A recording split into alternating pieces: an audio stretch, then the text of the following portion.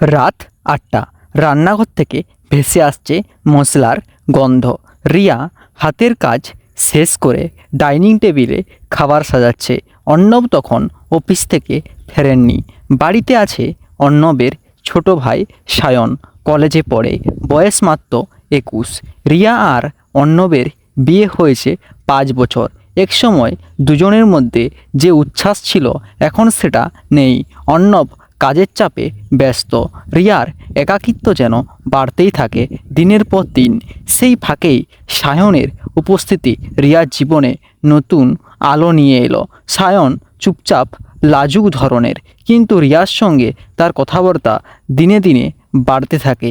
একদিন রিয়া সায়নকে জিজ্ঞাসা করলো, তোর গার্লফ্রেন্ড আছে? সায়ন লজ্জা পেয়ে বলল, না ভাবি, তুমি তো জানো আমি এসব করি না। রিয়া হেসে উঠল, কিন্তু তার মনে একটা অদ্ভুত অনুভূতি জাগলো, এই ছেলেটা কতটা নিষ্পাপ। দিন গড়াতে গড়াতে সায়ন রিয়ার প্রতি টান অনুভব করতে লাগলো। রিয়ার হাসি, যত্ন, মমতা সব কিছু যেন অন্যরকম অনুভূতি দিচ্ছিল।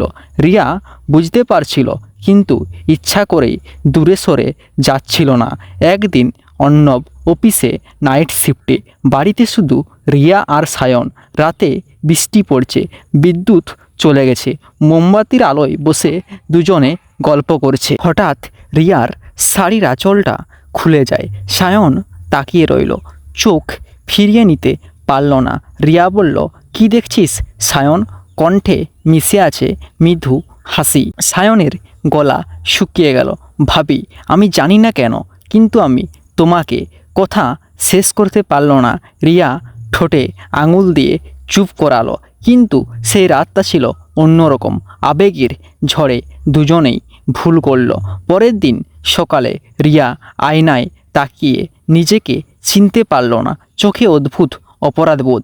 সায়নও চুপচাপ, কারো চোখের দিকে তাকাতে পারছে না। সন্ধ্যায় অর্ণব ফিরল, কিছুই বুঝতে পারল না, কিন্তু রিয়ার মনে ভয় কাজ করছে, যদি সত্যিটা বেরিয়ে যায়। ১ সপ্তাহ পর রিয়া সায়নকে ডেকে বলল, আমাদের মধ্যে যা হয়েছে সেটা ভুল ছিল। অর্ণবের প্রতি অন্যায় করেছি আমরা। আমি চাই না তুমি এই ভুলের বোঝা বয়ে বেড়াও সারা জীবন। এই সম্পর্ক আজই শেষ।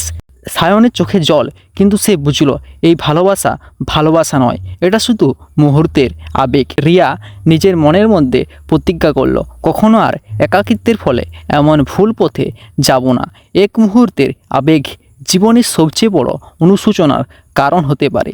সম্পর্কের অভাব মেটাতে নতুন সম্পর্ক নয়, বোঝাপড়াই একমাত্র সমাধান। তাই সকলকে বলবো, এরকম পরকীয়ার সম্পর্ক থেকে দূরে থেকে নিজের জীবনকে সুরক্ষিত রাখুন। না হলে একটা ছোট ভুল হয়তো সারা জীবনের অনুশোচনা দিয়েই কাটাতে হবে। তাই সকলকে বলবো, এই পরকীয়ার সম্পর্ক থেকে দূরে থাকুন। সাবধান বাংলার এপিসোডগুলি দেখে থাকুন।